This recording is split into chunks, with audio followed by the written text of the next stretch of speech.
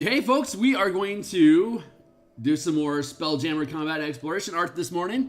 Welcome to my morning art stream. We're going to kick it for 100 some odd minutes.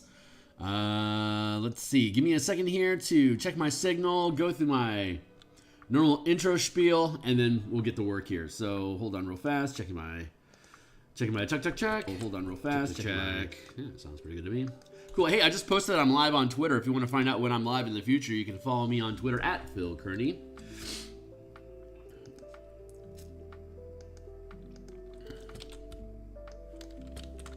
All right, so hey, my name's Phil. I create role-playing game supplements. I publish them online. I've been focusing my attention on 5th edition Dungeons & Dragons. There is a slew of links in the description down below.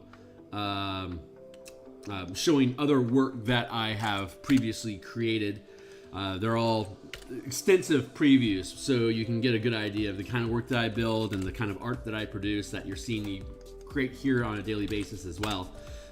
So you check that stuff out. If you think it's cool, consider making a purchase. Everything's on sale right now. It's like 40% off because of Christmas in July. So it's a great opportunity for you to pick up some cool stuff if you think that stuff is cool to pick up. Otherwise, there's a link down below to Patreon. You can support me there, or like, subscribe, bell icon for the YouTube channel to help grow and get out there so more people can see the work that we're creating, such as this book cover that we made for the supplement that we'll be publishing on the DMsGuild once it's done, hopefully by the end of August. Made this around episode 15 of this playlist, so you can go back and you can check that out if you want. Right now we're doing ship art for the spellcasting section of the supplement, where you're using spell amplifiers aboard a ship to increase the targeting area and effects of spells that are on your spell list. We've got about 10 pages worth of examples of different types of spells that get amplified in that process, and anywhere there's a sizable hole that we can fill in the document, we'll drop another illustration. We finished this one last night for the new spell Create Ships, which you can see here. You need to have a spell jamming helm, and if you do, it's a 2nd level conjuration. You can start off with a 20-foot ship, but if you scale up to a 9th level spell slot, you can get up to a 250-foot ship, which is like the hammer ship, squid ship, the biggest ships that they have in the Spelljammer's Adventures in Space. We don't have it listed here, but if you check the supplements down below, the Color Mana Spell Point variant rules, we have 10th level spells that full casters can click into at 19th level as a 10th level spell. We don't have it listed here because we aren't specifically talking about variant rules inside of variant rules. We'll have a pay what you want supplement later on that we'll publish and bundle with this to offer universal spell points as something that you can use with the combat and exploration rules that we present here for amplifying spells. But a 10th level spell slot would allow you to create a ship up to 500 feet in space, which is the maximum size vessel that a normal major helm can empower by itself. You could always set up a series of helms to be able to move a larger structure, but they have to coordinate their actions as help actions among everyone that's piloting the ships, which we talk about in the equipment section of this chapter, which we'll get back to once we finish the spells on this list. So we can see here our wizard building a damselfly currently. So that's the thought there. Let's see, no room for art on this page, but as you can see, like this is a fun one. Etherealness. When targeting a ship with this spell, anything within the air envelope becomes ethereal, and anything outside the ship's air envelope remains in the ethereal plane when the ship returns. If you amplify the spell with one slot, you can target a craft up to 50 feet in size, and if you target with 2 slots, then you can target a ship up to 500 feet in size. Again, that 50-foot bubble for craft, fighter craft, small craft, and the 500-foot bubble for vessels, massive ships. Of course, again, Spelljammer doesn't present any ships larger than 250 feet in size, so this is allowing us to follow up with additional options like the Armada, which is a massive elven carrier ship that designed to rain flitter craft down on enemies at 500-foot scale, carrying 100 flitter ships. Let's see. Keep moving through here. This is the project that we're working on right now. Animate object. When you amplify this spell, here, let me get rid of the reference document here. When you amplify this spell, you can animate an object up to 50 feet in size for each level of spell slot, amplifying the spell up to 250 feet with a 5th level spell slot. When a ship is animated, if it doesn't have a ram, you can choose a bludgeon, piercing, or slashing ram, or change an existing ram if one is present. While commanding a ship this way without a pilot, the maximum speed of the ship is 500 feet per round.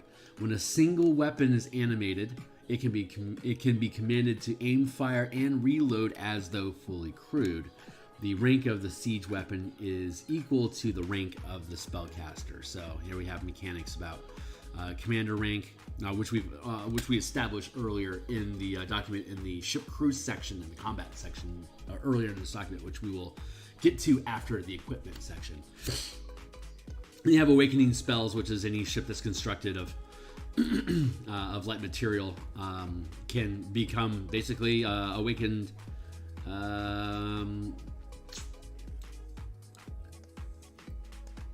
There you go. When the ship is awakened, it can focus on its own spelljamming helm and any attached orreries and amplifiers, and it can take actions in any ship role. In addition, an awakened ship can use the sidekick rules for the characters to have an NPC ship as an ally, but spellcasting ships can't cast any spells requiring somatic components. There you go. Awakening ships' siege weapons can act as their own siege commander, as well as take aim, fire, and reload as though fully crewed. This is different because an animated siege weapon can't command itself, but it can be commanded. But an awakened siege weapon can command itself, as well as aim, fire, and reload as though fully crewed. The rank of the siege weapon is equal to the rank of the spellcaster, which again is 9 to 12, is 3rd rank, 4th rank, 5th rank.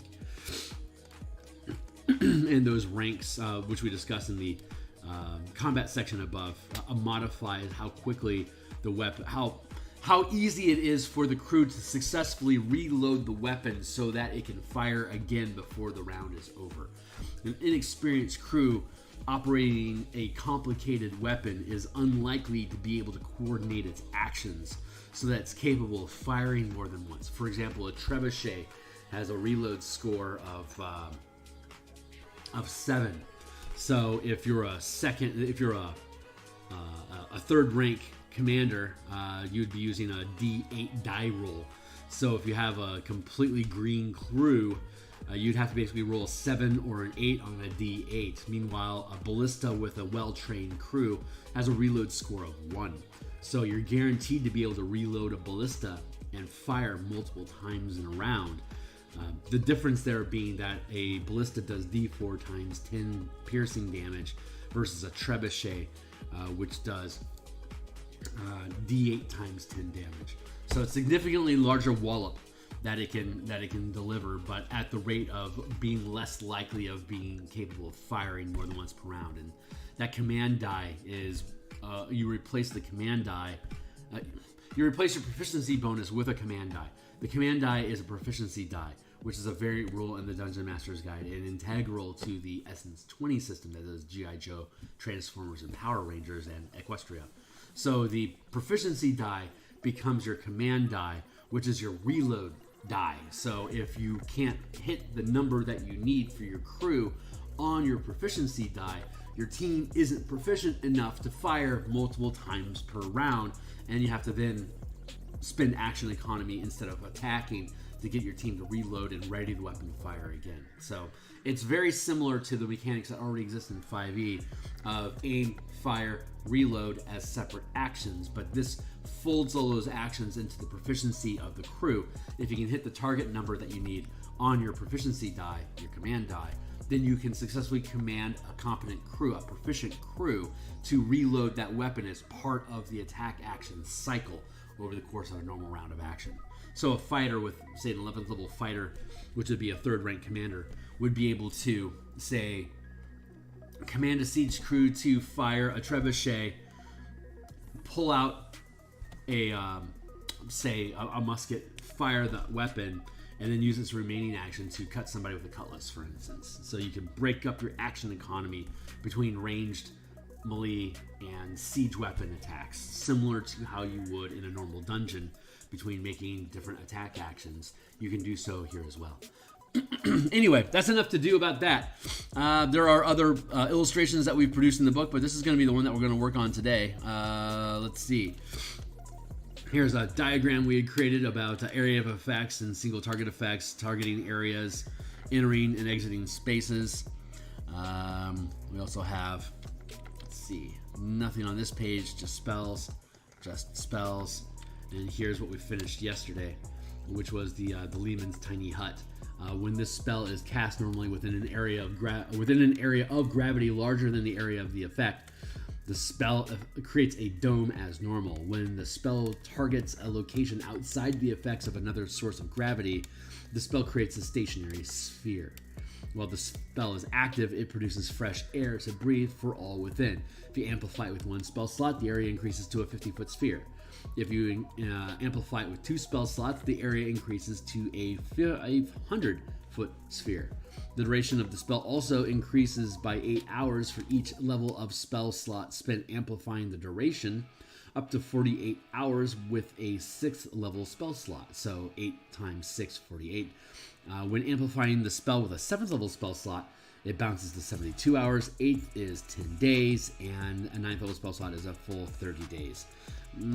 Food is not provided. So anyway, that's the stuff that we've been building. So I think that's probably enough to do about everything. Let's get back to work on this guy. So the reference here that we're using are both hey Hernetica. We have both the fighter craft, the Spiderling craft, as well as the Space Galleon vessel. The Space Galleon vessel is included in the Spelljammer's Adventures in Space as a floor plan, and the Spiderling is something that we created specifically for this document so that you can have fighter craft doing things like landing on your enemy's ship and shredding the fuck out of their crew and weapons. So that's what we're going to do. When we look at the animated object, when the ship is animated, if it doesn't have a ram, you can choose a bludgeoning, piercing, or slashing ram, or change an existing ram if one is present. So this Spiderling comes equipped with a slew of legs, which can be used as piercing rams themselves. But when you're using the animate object amplifier, it looks more like a what is that? A horn beetle, a giant horn beetle, a rhino beetle. I think that's what it is. Anyway, 6 legs, giant horn.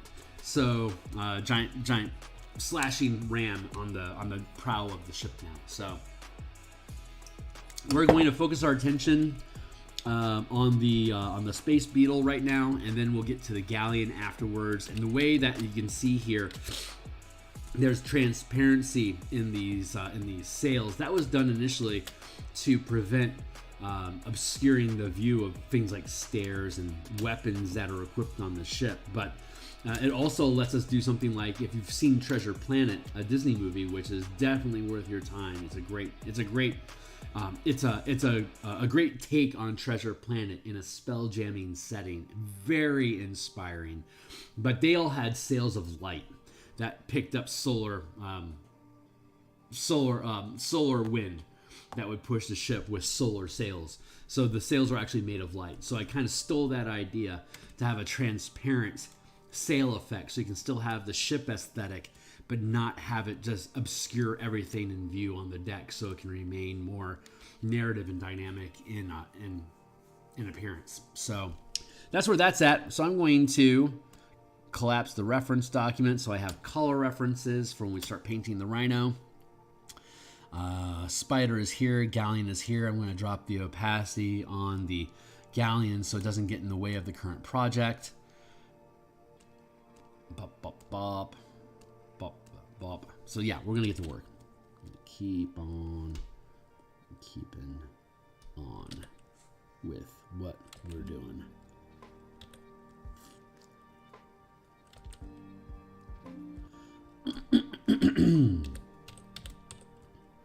Oh yeah, Hornetico. I don't know if you saw it at the beginning of the stream, but I know you were interested. So, there you go. That's how this ended up. Sketchy in the front where it's still being constructed. The create ship spell. So, back and forward, filling in. Guy in the chair. And then the internal floor plan for the ship. So, anyway, that's where that's at. So, back to work.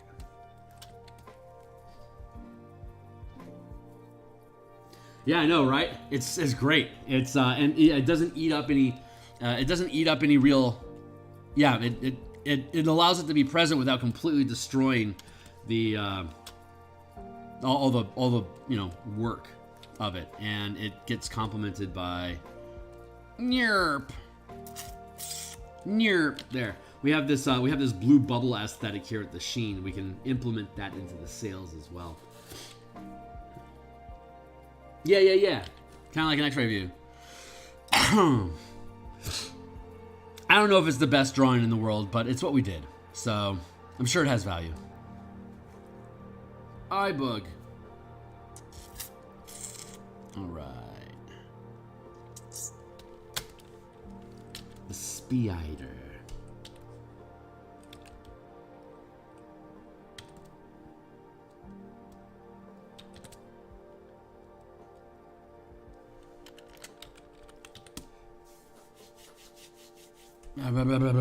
Let's see. I think we can safely duplicate the group, merge that group.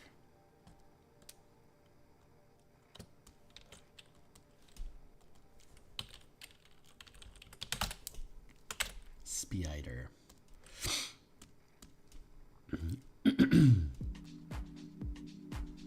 Let's see if we can do some cleanup here.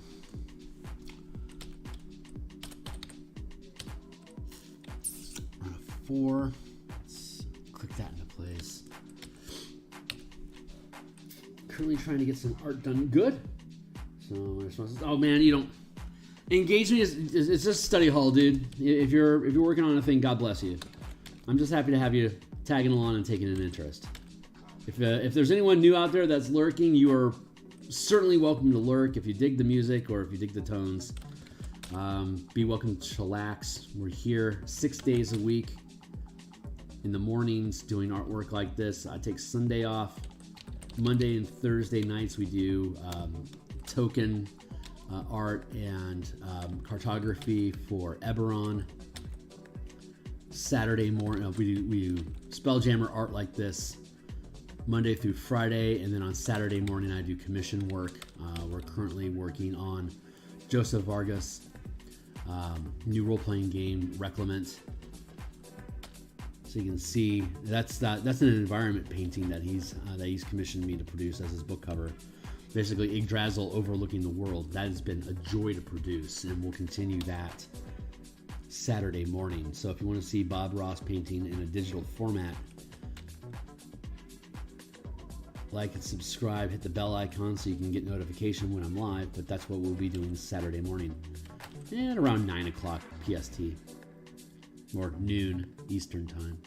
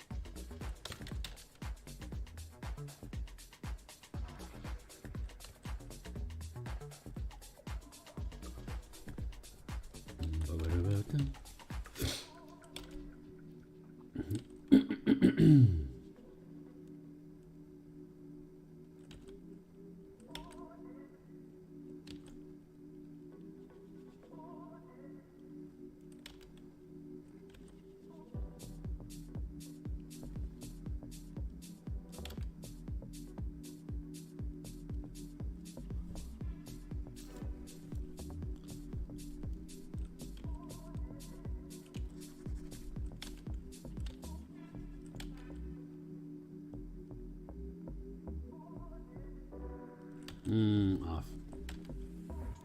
Getting better with smooth curves, but sometimes I hit angles.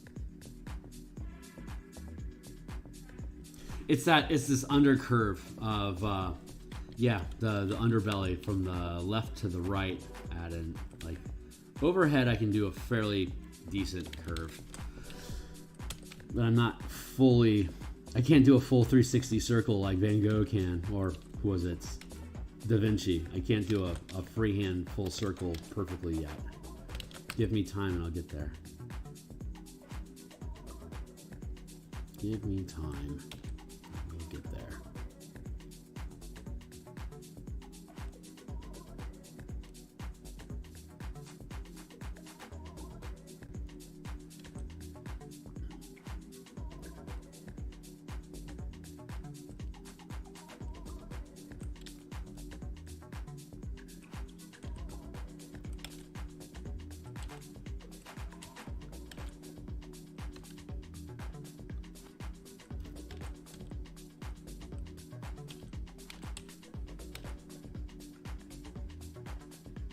One, two.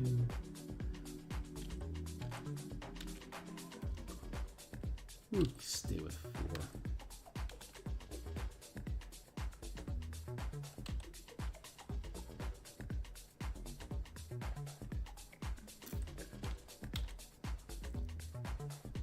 One of the supplements that we can create once this is published is Mecha. We can start building out like Spirit Guardians from 2nd edition, the Elven Spirit Guardians. We can create animated, or rather, we can explain the sentient nature of the Illithid Nautiloids with the Awaken spell. So we can do some fun stuff with having fightercraft and just ships in general become high CR creatures.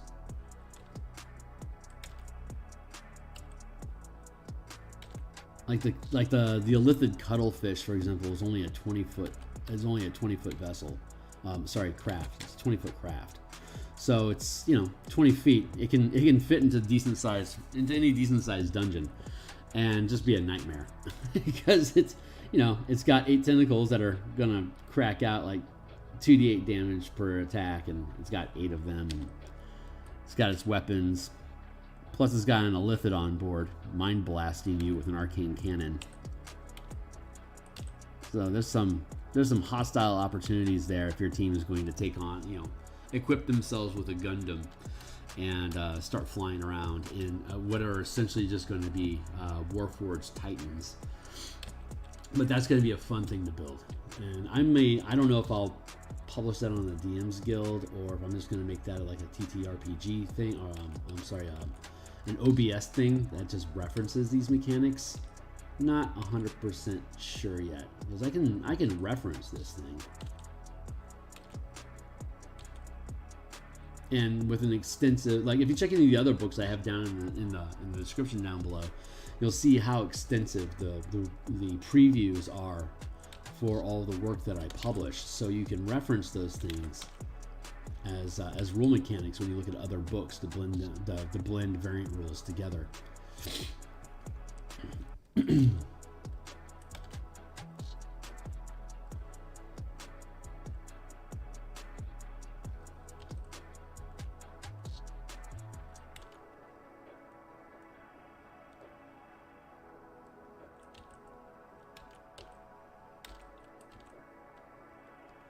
I'm really, really looking forward to doing mecha combat, especially because of the Giants book that's going to be released in August. I think that's probably a good time. This should drop about the time that that Giants book comes out. I expect that Giants book to be a complete waste of my time. I don't need a bunch of giant stat blocks. There's no way that wizards can create better creatures than anyone that spends any time creating creatures. It's a joke. But that's the big thing that they're offering is a bunch of stat blocks for giants. Super duper cool. But what I plan on doing is talking about how giants are huge and they can occupy 50-foot squares. So you can start designing giant dungeon layers at the 50-foot scale instead of the 5-foot scale. And what better way to combat giants than to jump aboard your own giant mecha, Evangelion style, and start bumping heads with really, really big creatures. Like, I love all the artwork, how it depicts these like 300-foot tall creatures, but they're just gargantuan. So if you want to have upscaled creatures, all the mechanics that you need for having just colossal size stuff, up to thousands of miles in size, are inside of this book already. So you can use this to create truly colossal creatures, and you can see some of that in the creature menagerie section of this book. But I'll have to flesh that out to be just a little more detailed for giant adventuring. But I will happily eat crow if Wizards of the Coast somehow decided to invest the effort in addressing oversized mapping for giants. They'll probably at most just recommend that you use a 20-foot square instead of a 5-foot square. But we know we can do better because we already have. And I'm looking forward to sharing that.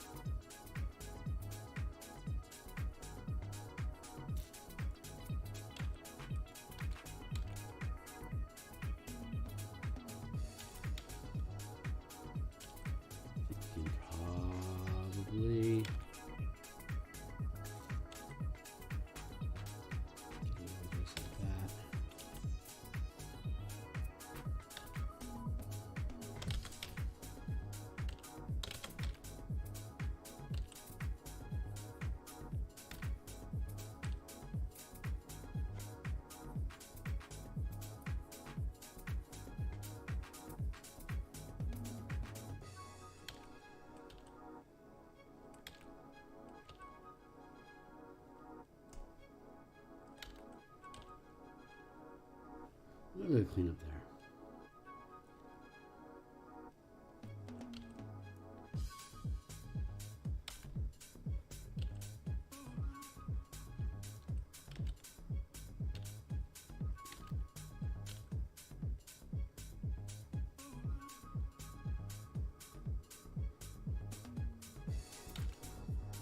I don't know if Lancer has like an OGL or something like that, but maybe I should invest my effort in mecha combat in scaling systems in the Lancer RPG. I don't know. And technically, my hold my beer moment for Spelljammer will be concluded once this publishes. I don't really owe Wizards anything beyond that, but then it's just a marketing issue of like, am I going to get more lift on DMsGuild even though it takes a 50% bite out of what I do, or would I be better off self-publishing with absolutely zero lift, you know?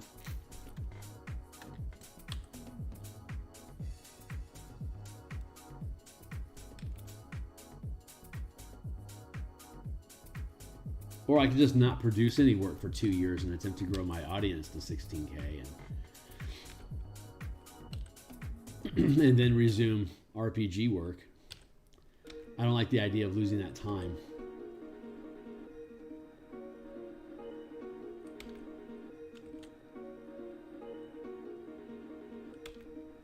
I don't know. We'll see. We'll see what the future brings.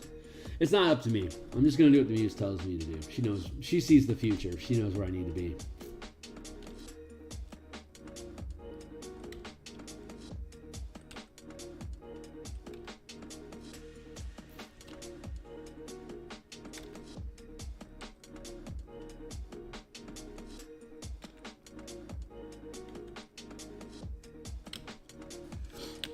going to create a new layer.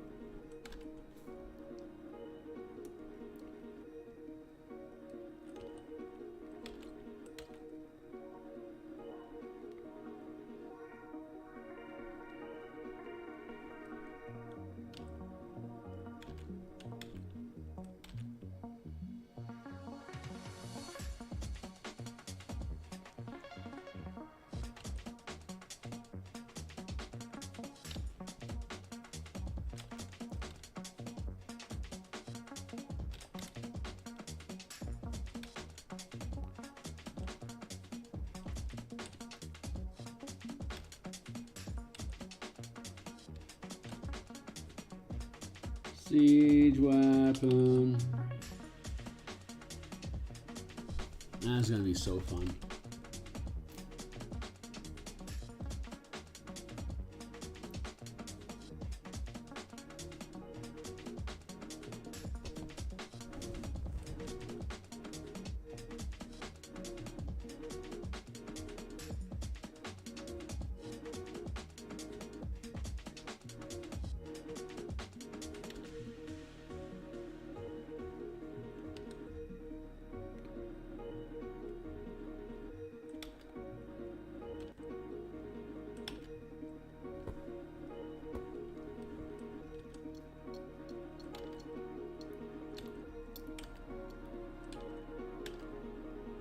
Come on, Freddy, you can do that line. There you go, buddy.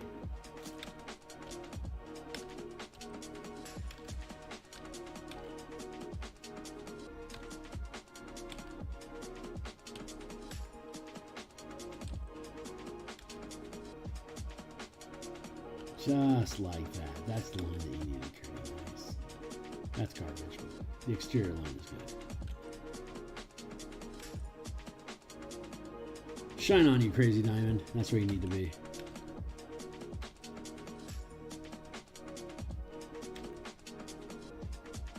Nice.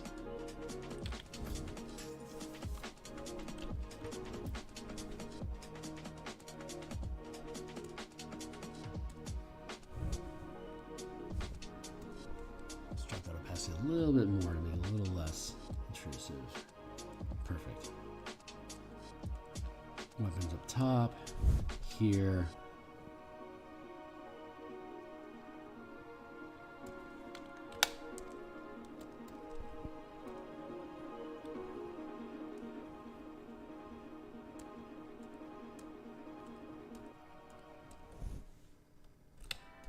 Let's see.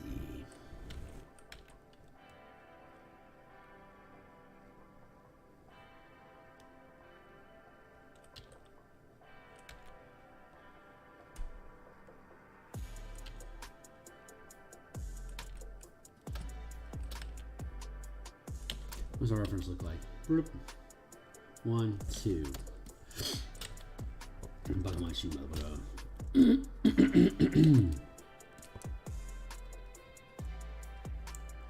like this.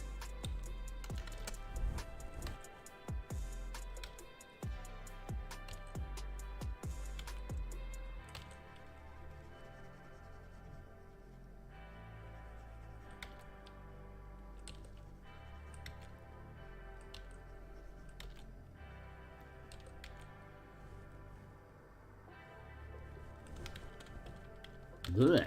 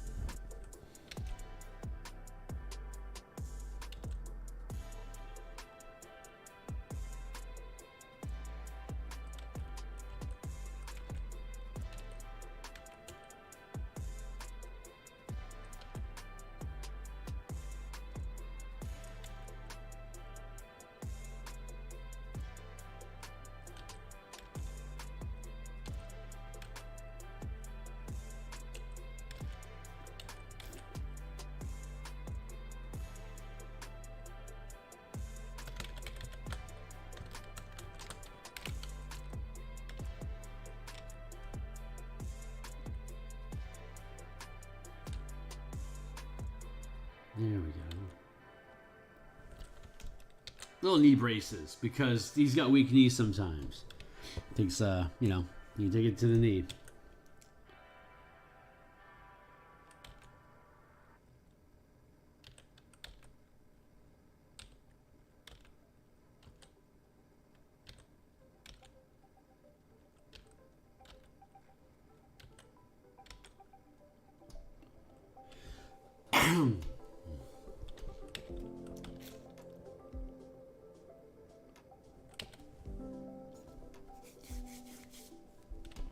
Has a level of detail I don't plan on duplicating throughout the rest of this work, so I question the smartness of that.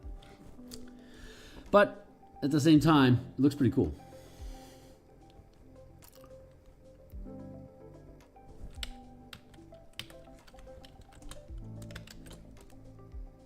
Merge down.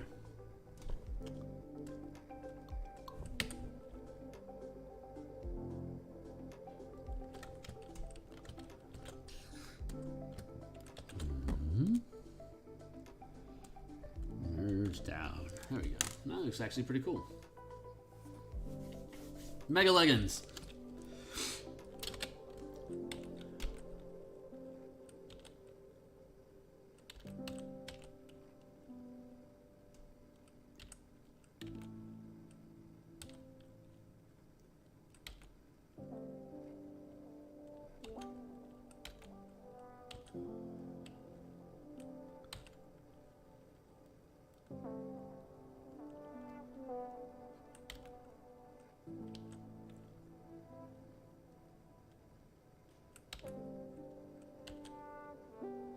Like if you're using this, if you use these mechanics in Storm King's Thunder, instead of spoiler alert 3, 2, 1, instead of having your characters use magic to increase their size to be large, you could just have them jump inside fightercraft and go attack giant dragons on their own with fightercraft at the same scale as the dragon. So, yeah, mecha is something that should just be in D&D. It's way beyond the scope of what Wizards is willing to integrate into their game, even though they use Eberron, which is, you know, Warforged and airships. It's like pre-built for mecha combat. They just don't commit. They just don't commit the time and the energy to do it. So, I guess never mind. No, not never mind. Let's just create the rules for it. Here we are. Long story short, too late. A year later, here's our supplement. August 17th will be the anniversary of our first stream on this project. No, it was the 17th. It was the evening of the 17th when Spelljammer first came out. That's when we first looked at the Light as Araxis challenge and provided the rudimentary mechanics for how you would upscale to attack the asteroid base with a squadron of 30 ships. The mechanics are still roughly they're the same in spirit, though they've certainly evolved a lot through the development phase of the project, but still good. Yeah, still good. And of course, I aspire to eventually rebuilding Descent into Avernus using all of the tools in our toolbox.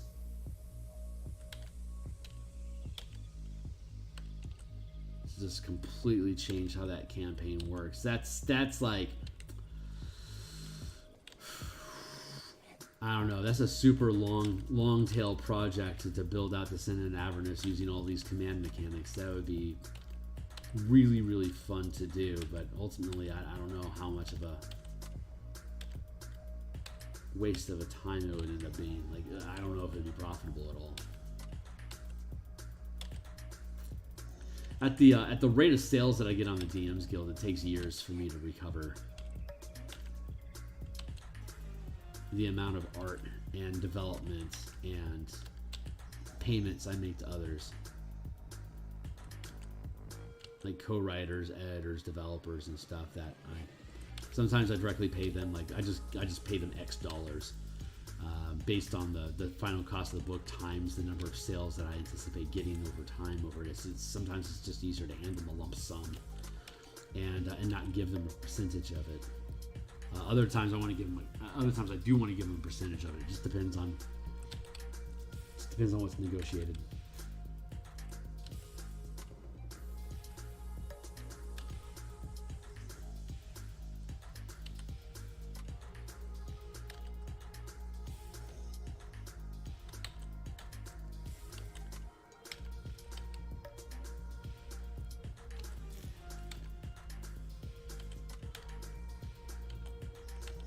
There we go. That feels pretty good.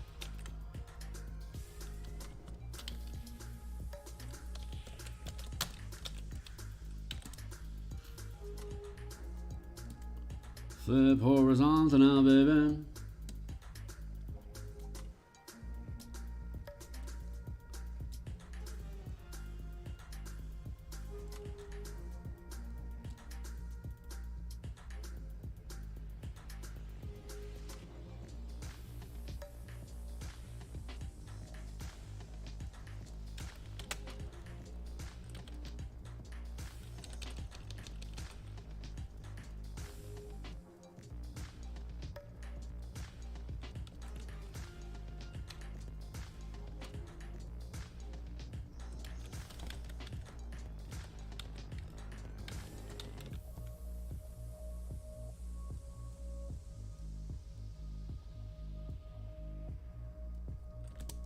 Something like that.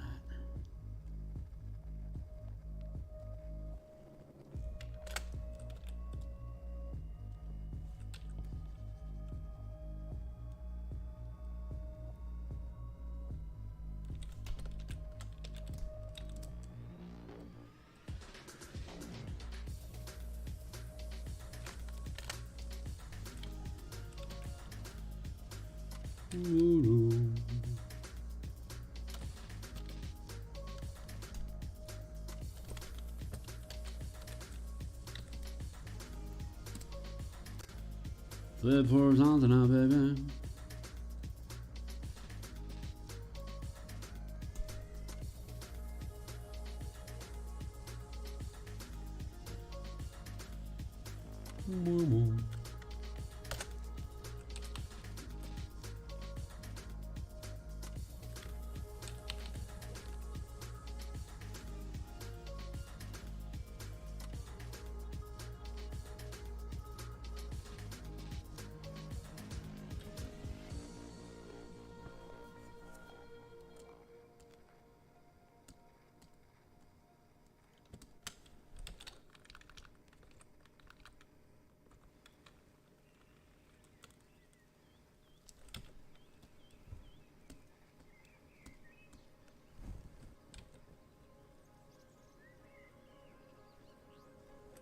A very conveniently located mast.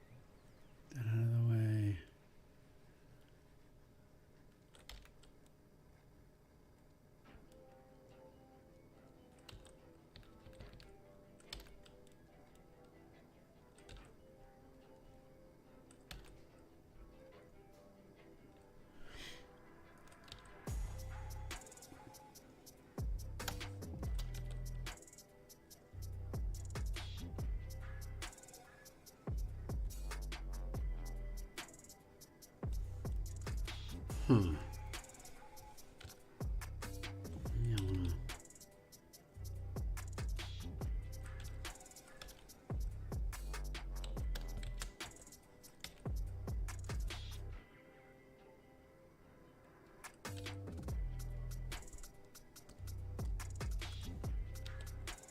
do like that.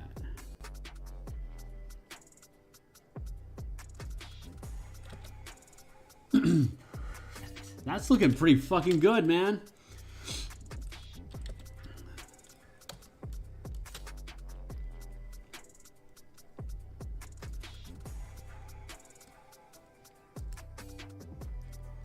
Down.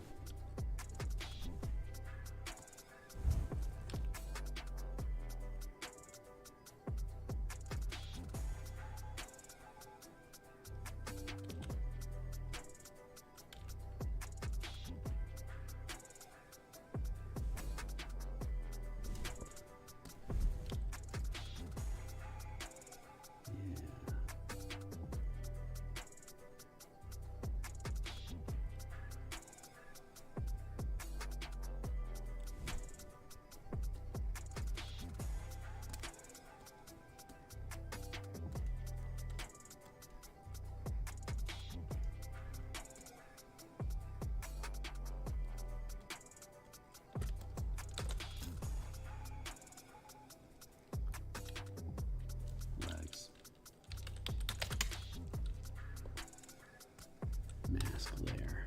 This is the way I should have done it. Using a mask layer the whole time instead of erasing. It's okay. I'm content with the coupling enough as it is. I think it should stand.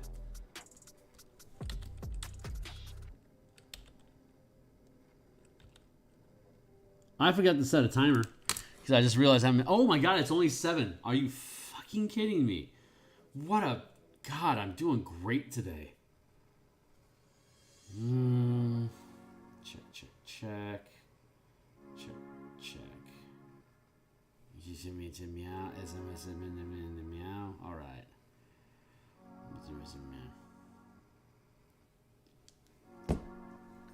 Let's take a drink of water.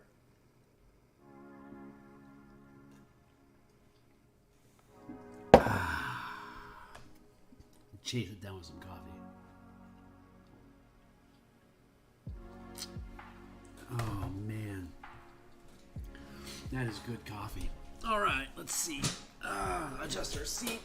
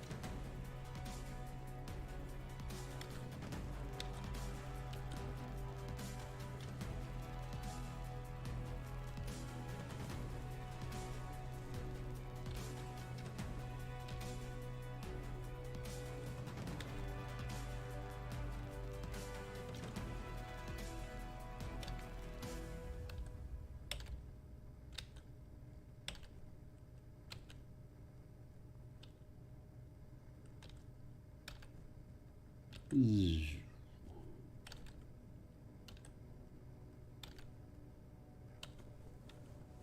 right, looking over here. So far, so good.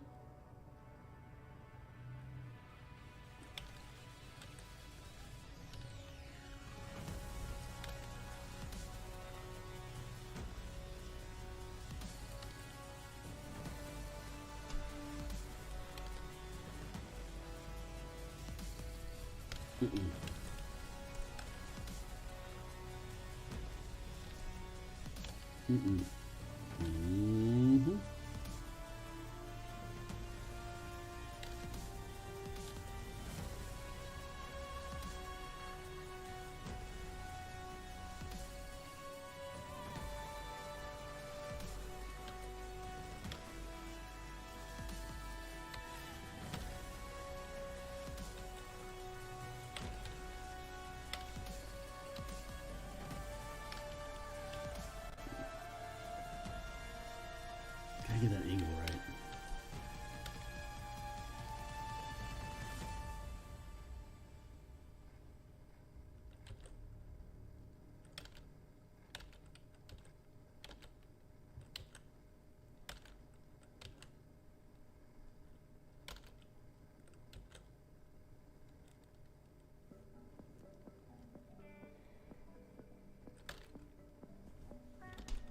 Does that need to be...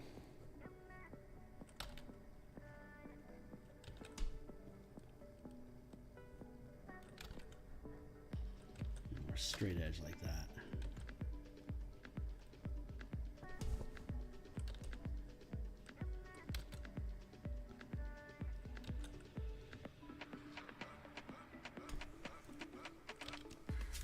There we go. That's better.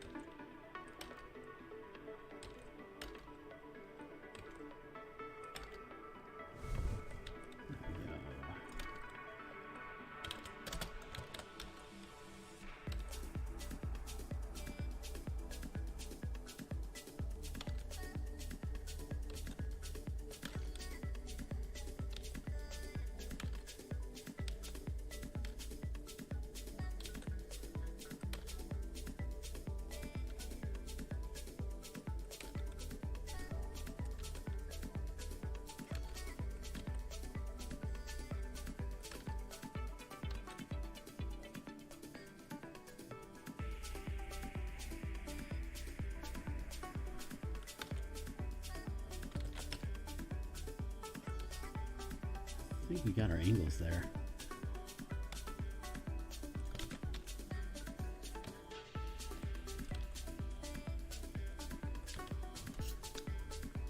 Nice. Looking pretty good over here.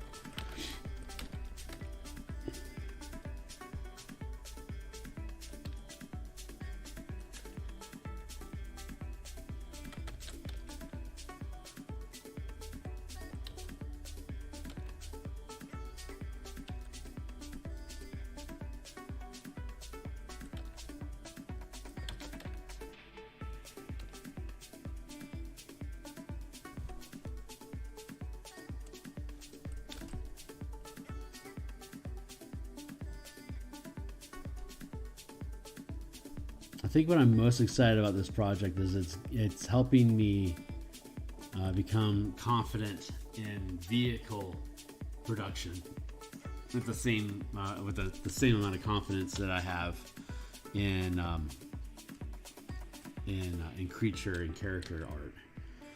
So that's going to be some next level shit that I'm going to be diving into at this point.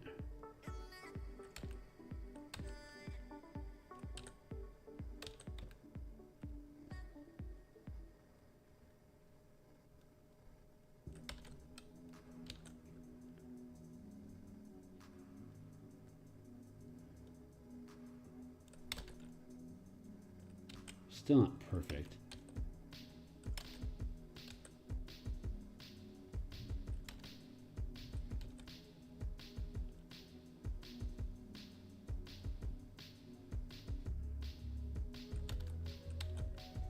It definitely helped that we created all the ship tokens first, because it helped me integrate the architecture of those ships by creating the tokens. Kind of set me up to win in that sense. Winning!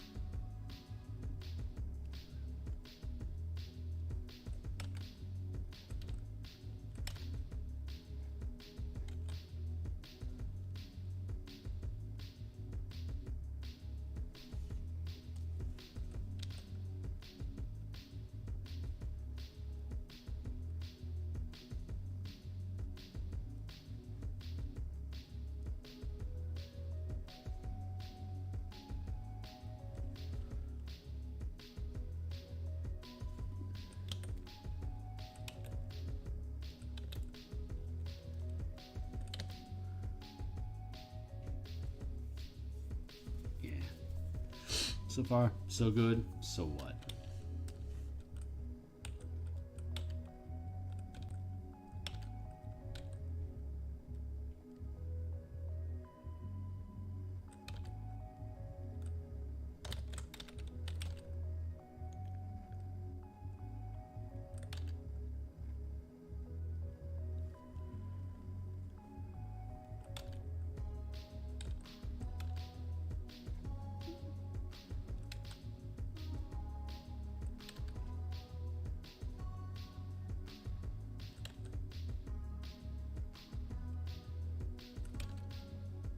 Meow. Meow.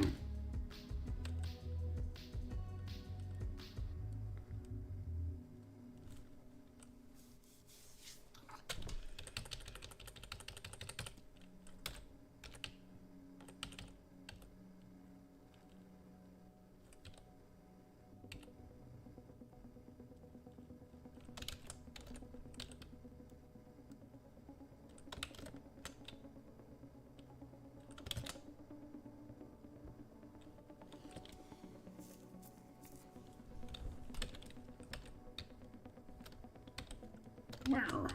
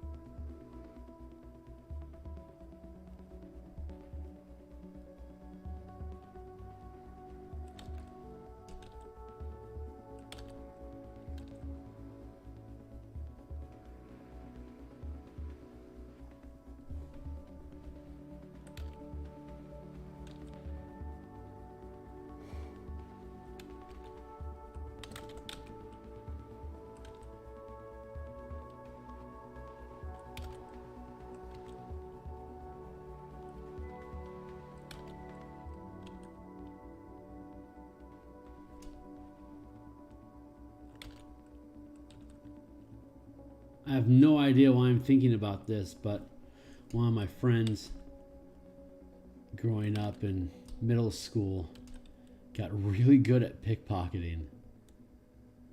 He would steal the wallets of bullies that would pick on us. Throw their wallet away after taking their cash. That shit cracked me up.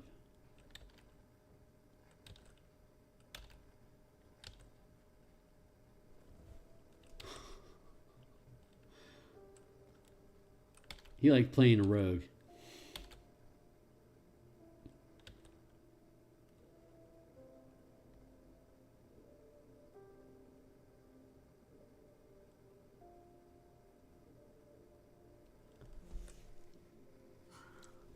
He was so funny. He was like, I can't beat them physically, but I can fuck with them and make them regret life without having to reveal it's me.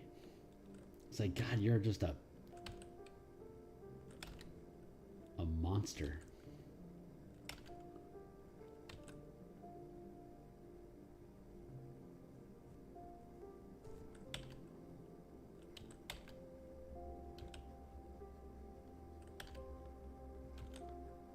No idea why that came up.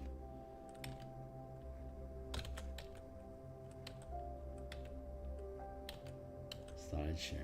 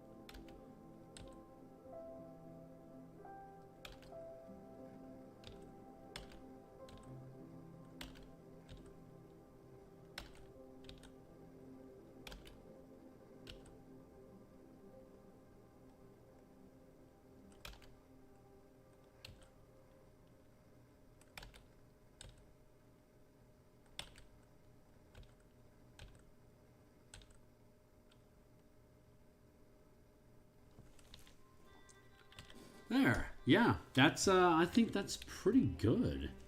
Maybe I feel like I'm gonna put in a little more structural stuff, like ribbing. I need to go overboard with it though. Pardon the pun.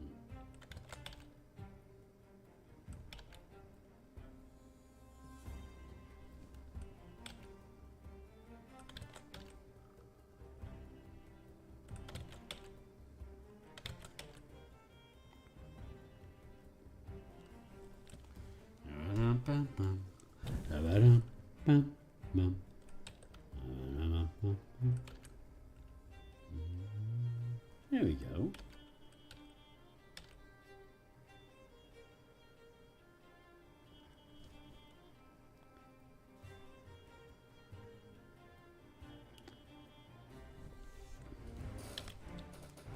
That worked out pretty elegantly.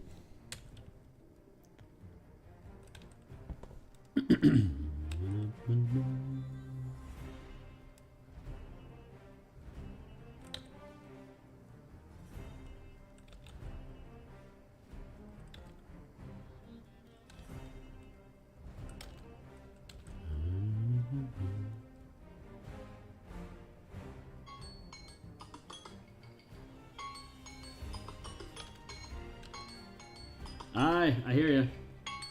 Thanks for keeping me from diving in too deep. This is probably, that's plenty for a ship. That's like, that's plenty considering the scale of the project. That is plenty sufficient for me to be able to then color in. I'm really happy with that. It's a cool little piece. Where are we at? 720? All right, no time for love, Dr. Jones. Let's get back to work. But yeah, I can stitch that spider shut. That guy's good. Spider.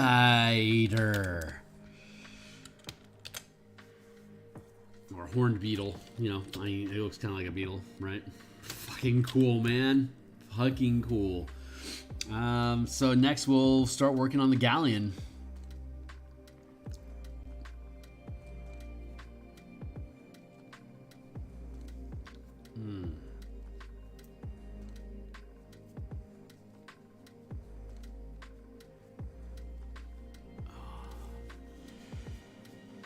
All right, Kearney, let's get paid the big bucks.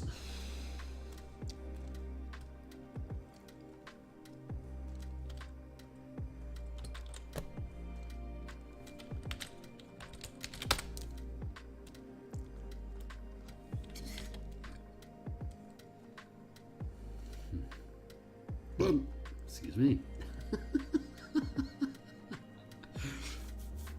Burping them a bits.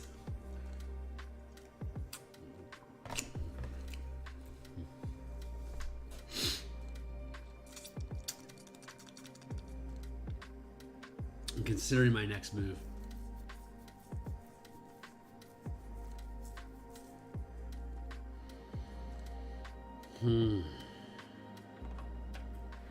Tissue time, children.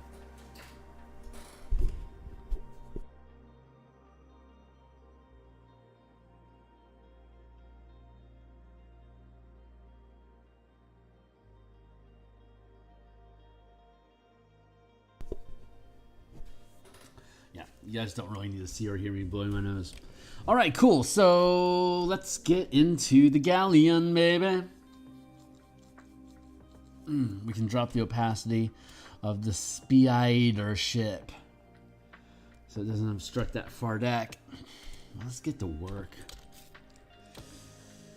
3 pixels? Yeah, that's good.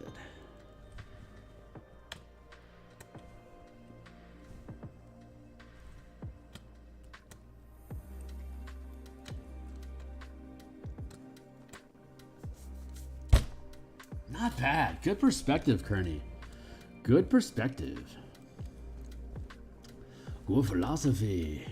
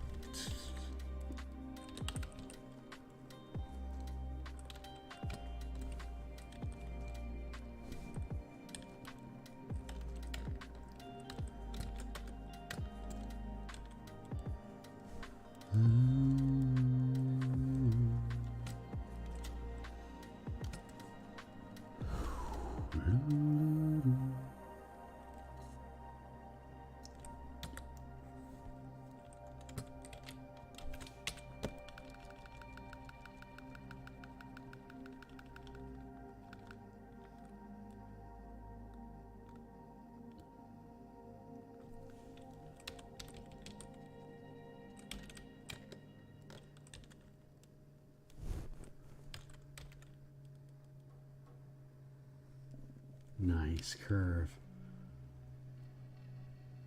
That's what we call a houdilly of a curve.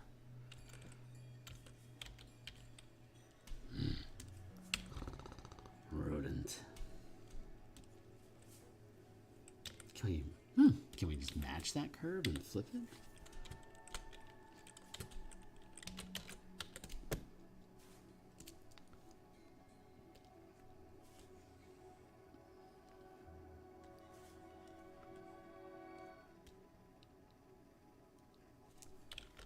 I mean, signs are pointing to yes.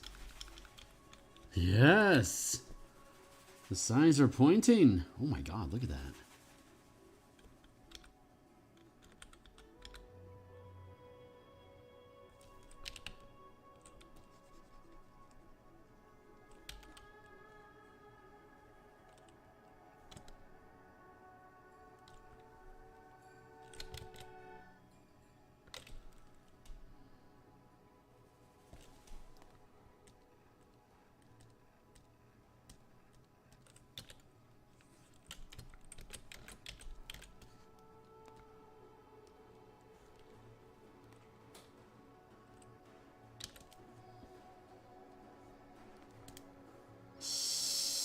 You.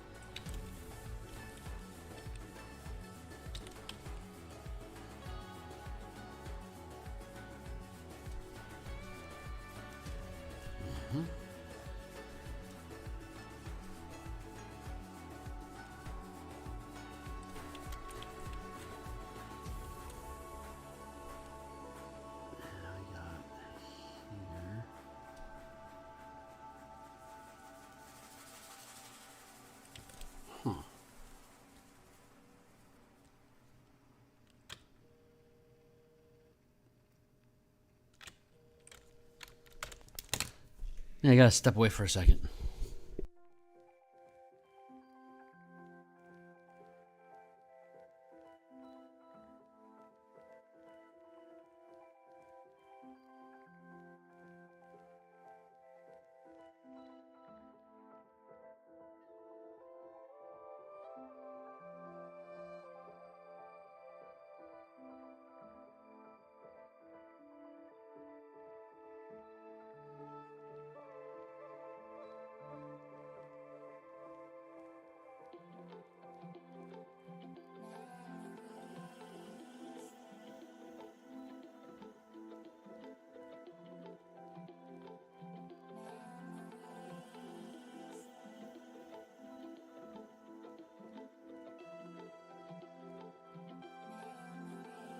All right, we are back.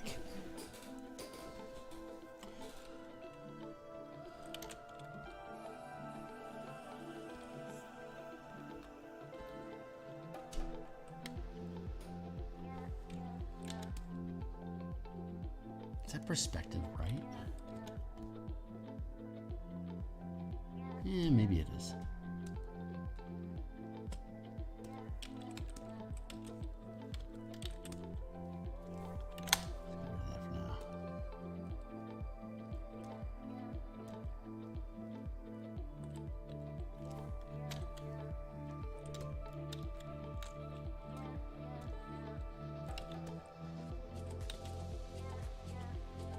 Oh, yeah, that angle is cut in wrong.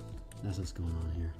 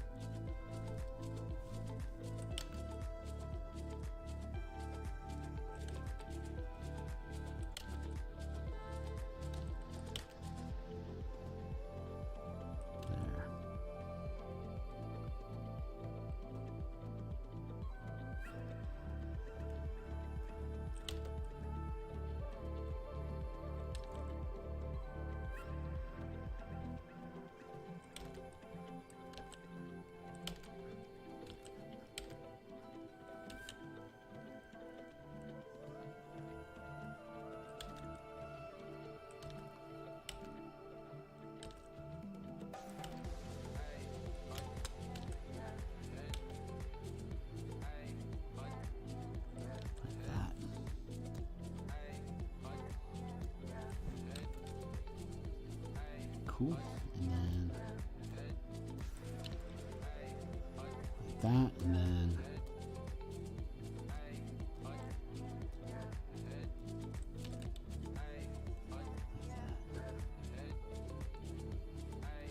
nice.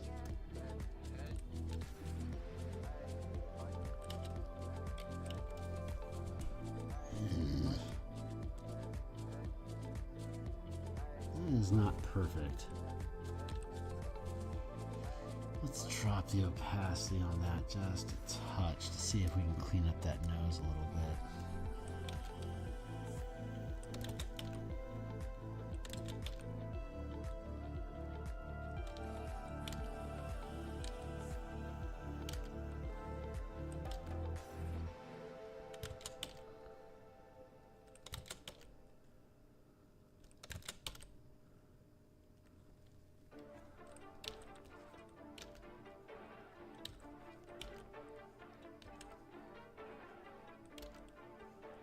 There we go.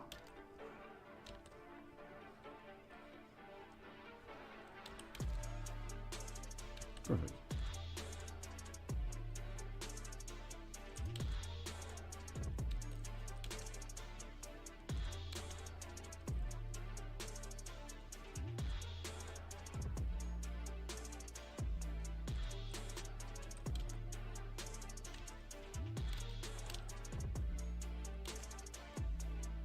No.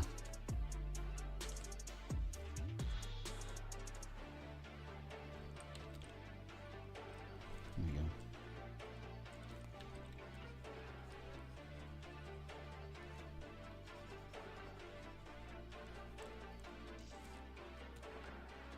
Tap up to full.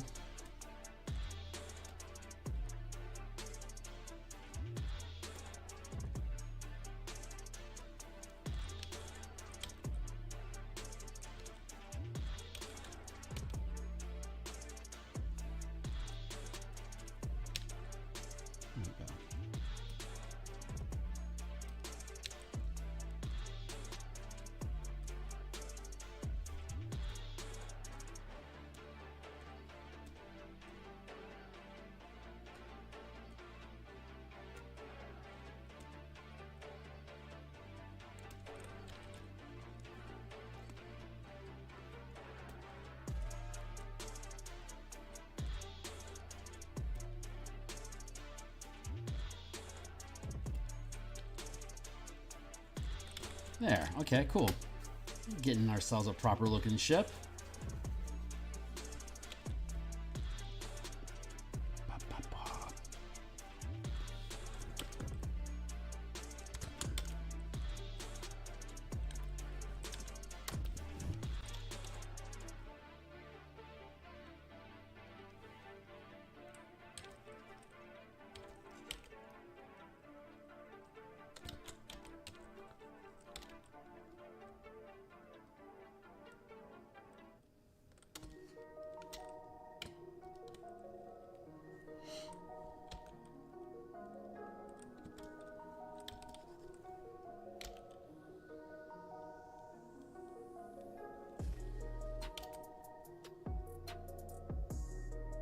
Mm-mm.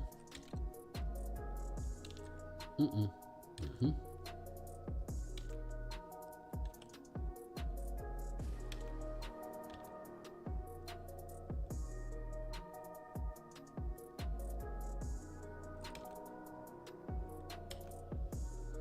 Mm.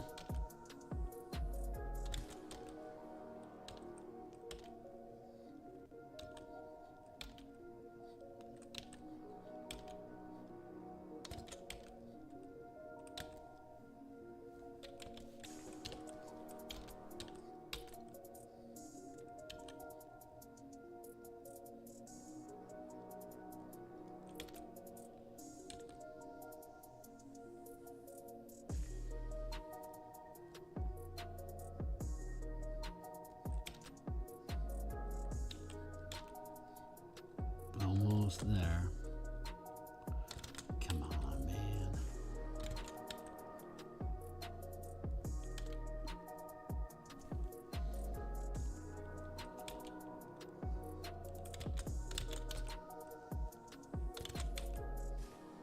There we go.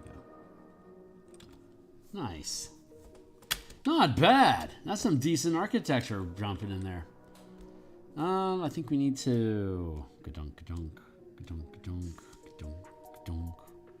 Where's the bits? Give me the bits. Thank you.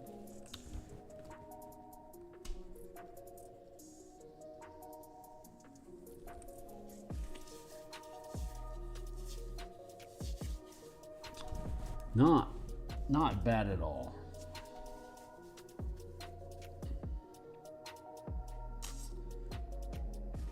I feel like this is off.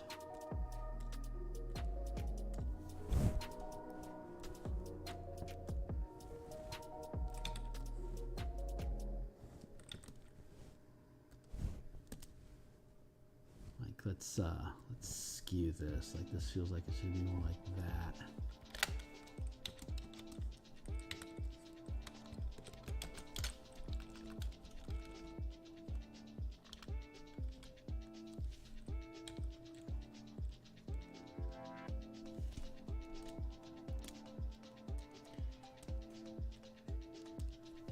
I got some new coffee. I don't know the brand of it. Can't read the label, but it tastes like Denny's.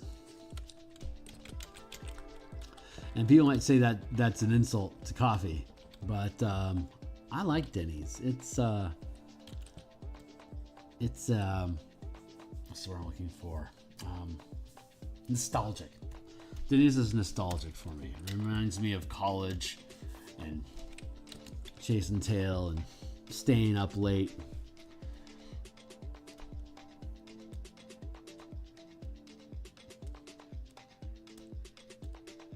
Good times.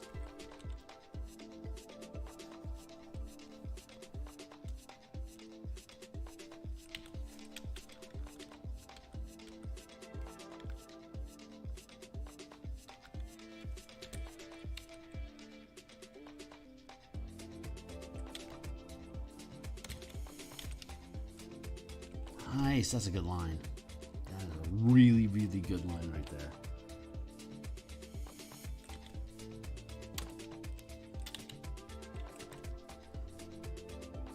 They might not hold up under heavy scrutiny, but decent positioning. Yeah.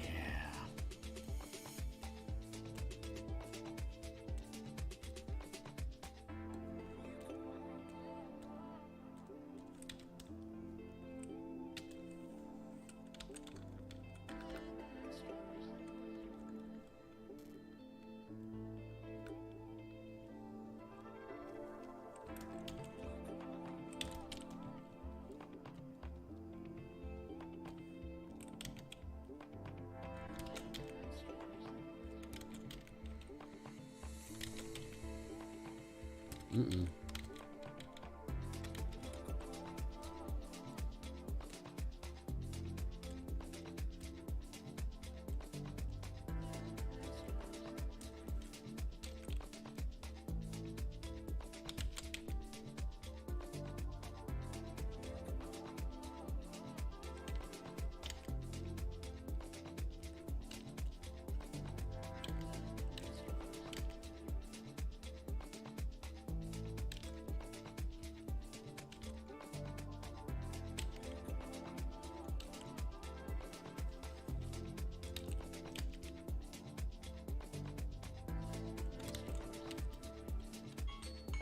Thank you, Timely Timer. Where are we at? 740? Okay.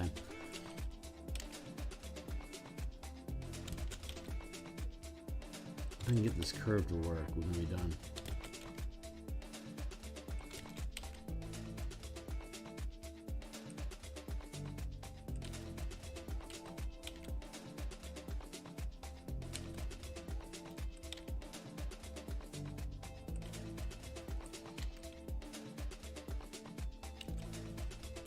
This is a rough angle for me.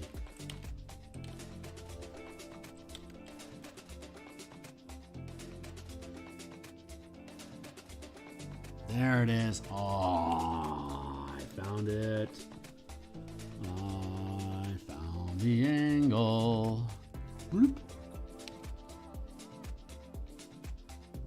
Be fucking nice. Nice, it is. It's a good job. It did a good job.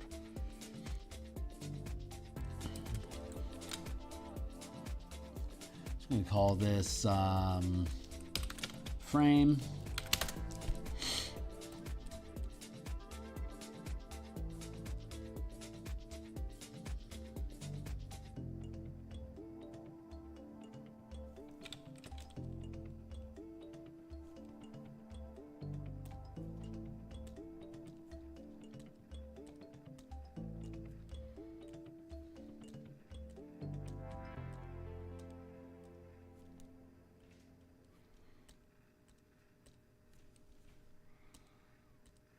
I'm going to take it from here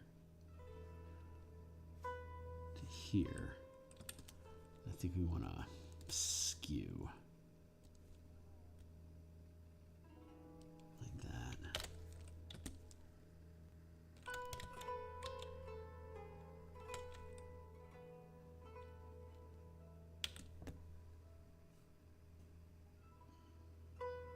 Nah, it's good like that.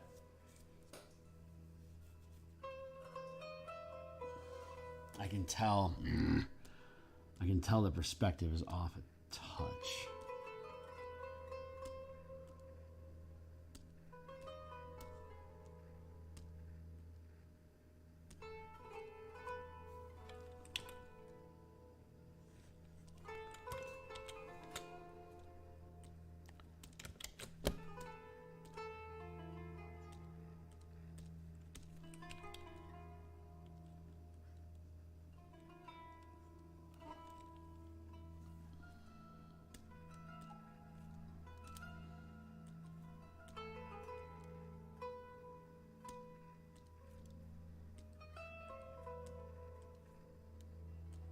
Hey, deuce.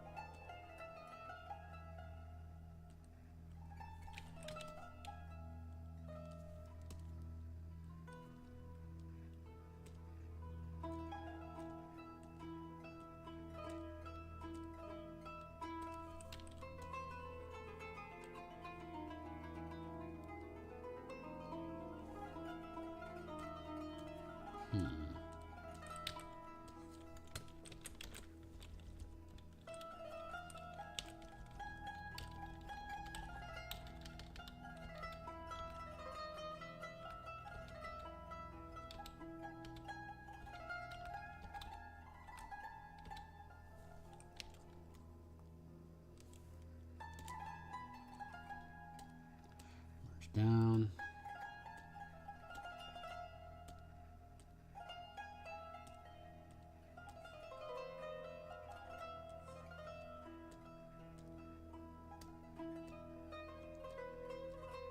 Okay. Okay.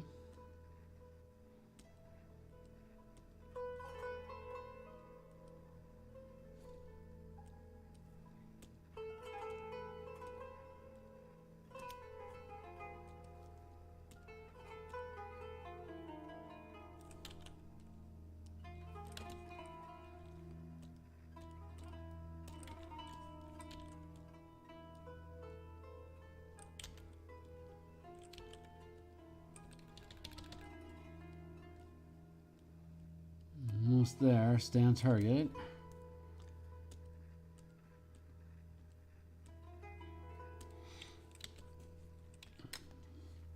So I feel like this here. I'm gonna duplicate that layer. I feel like this here needs to free transform, skew. Like it needs to be like that.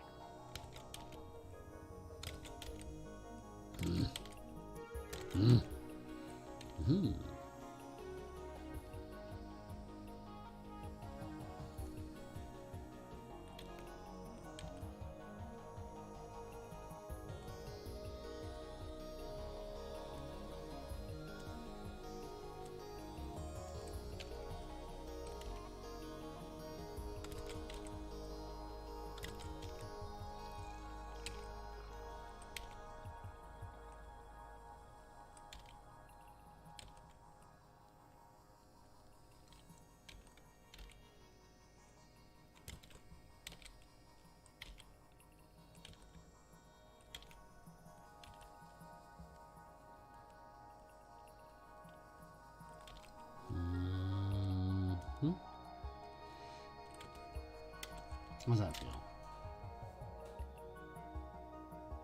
Probably in the category of good enough.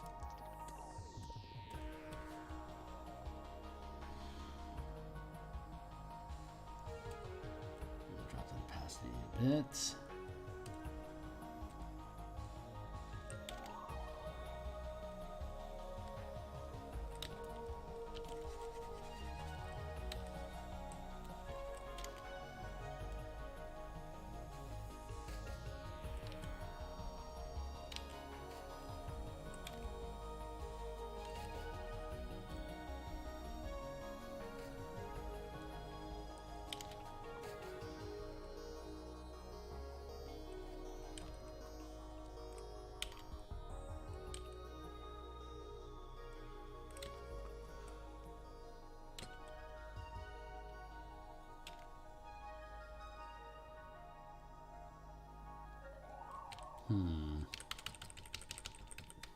You know what? No, fuck you.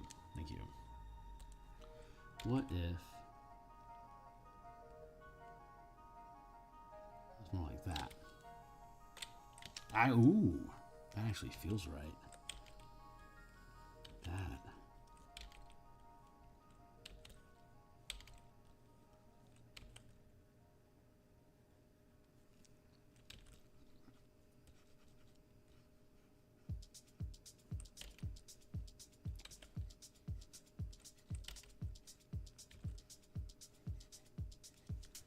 Yes.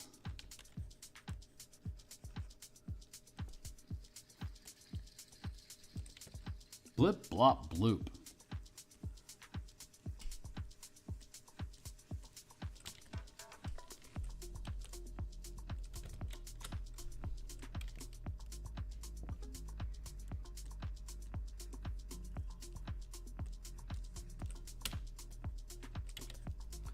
Yeah, okay, it's not perfect, but it's not bad.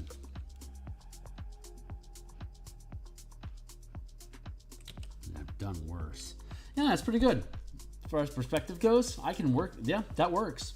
All right, so I'm going to go ahead and, what is it, 750? I'm going to go ahead and cut it here for today. So, wow, when we come back, we have our frame built. We have our spider built. Now all we have to do is rigging and weapon systems, railing, and decor. So, fuck yeah, man, this thing is coming along very nicely. I can see that the perspective is still off here. I feel like I'm gonna have this more like at an angle there. Fuck all. There.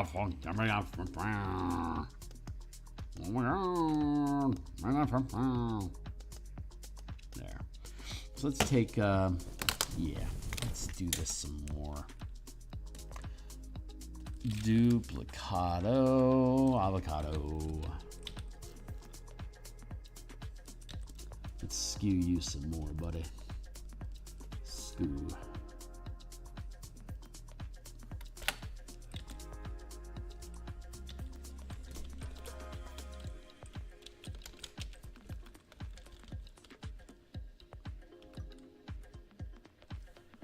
Yeah, like that.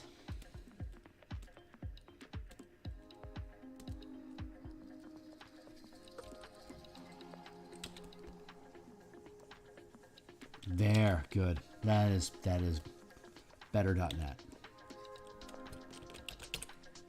Yeah.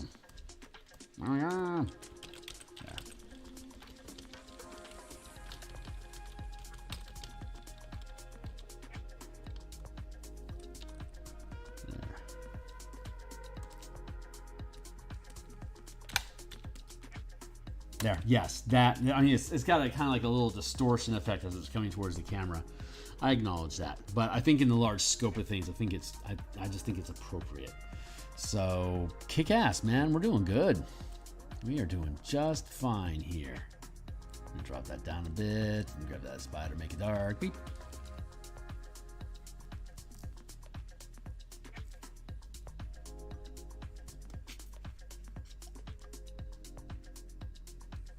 Yeah, I think I actually need to pull that back to here.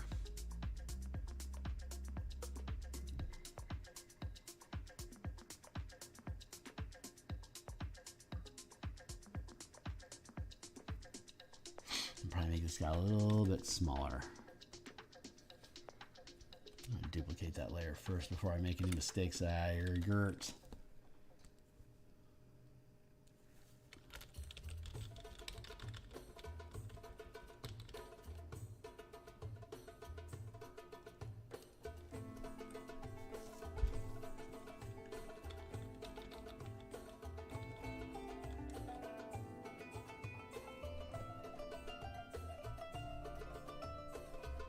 Yeah, like that. That feel, actually, if I bring it back like this, and then we take this edge here and bring it to here. Oh God, that'll be perfect. Yep. This initial line that we had here, that's where I want that to run. So we're gonna have to bring in this frame a little bit to here. That'll set everything on the deck perfectly. Oh man, all right, this is working out. Wow, not bad. Not bad. So, I may end up working on this some off screen. I like how progress is coming along on it. I think we got a good piece here. Man. All right, we're gonna cut it for today, guys. We'll be back tomorrow morning to keep at this sort of stuff. We'll see how far along we can get this. If we can get into coloration, that's gonna be super easy. I mean, it's the color is not difficult on these things. It's the framing and the line work that's the real stickler to get the architecture and geometry correct. Once we get that stuff locked down, just the color is easy peasy. So, man, thanks a lot for being here, anybody. We do this every day, so like, and except for Sundays. 6 days a week we're doing this. Like, subscribe, hit the bell icon. Be welcome to follow me on Twitter and Patreon. If you know where I'm at on Discord, be welcome to drop me a line, say hey. Otherwise, this is going to publish on the DMsGuild once it's finished. We're hoping for end of August.